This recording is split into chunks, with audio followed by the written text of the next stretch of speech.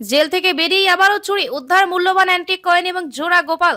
গত 26শে ফেব্রুয়ারি রানীগঞ্জ থানার অন্নপূর্ণা লেনে শ্রীরাম মিশ্রর বাড়িতে বাড়ির লোকের অনুপস্থিতিতে চুরির ঘটনা ঘটে। সেখানে চোর বাড়ির পুজোর কাঁসা পিতলের বাসন, বেশ কিছু অ্যান্টিক কয়েন এবং জোড়া গোপালের বিগ্রহ নিয়ে যায়।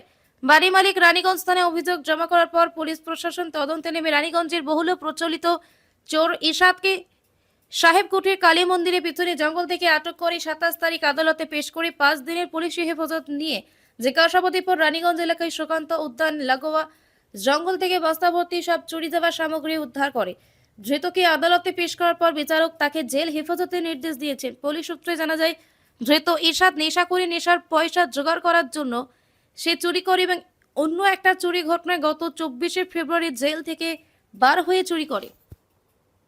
তো গত 26 তারিখে অন্নপূর্ণা লেনে একটা বাড়ি থেকে, ওরা বাড়ির লোকেরা থাকেনি, সেই সুযোগে দুপুরবেলাতে বিয়ে হয়ে যায়। বাড়ি থেকে যত বাসন কোসন ছিল, আরও কিছু জিনিসপত্র ছিল, সেগুলো সব নিয়ে ঠাকুর ঘরে ঢুকে তার মধ্যে অনেক ধরনের বাসনপত্র এবং নিয়ে চলে যায়।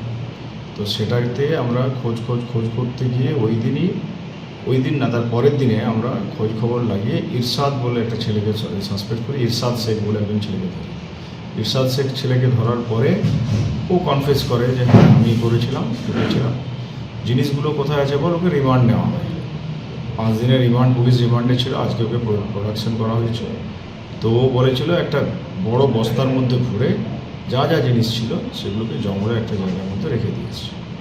সেখানে ওকে নিয়ে তারপরে লিডিং টু হিজ স্টেটমেন্ট ওই জঙ্গল থেকে বস্তাটা উদ্ধার করা। বস্তার মধ্যে দেখা যায় যে যতগুলো ধরনের আইটেম দেখি, অনেক পিতলের এবং কাঁসা এবং পিতলের জিনিস, আর সবথেকে এক্সক্লুসিভ জিনিস ছিল ওই দুটো গোপাল ঠাকুর, হ্যাঁ, উইথ সিংহাসন।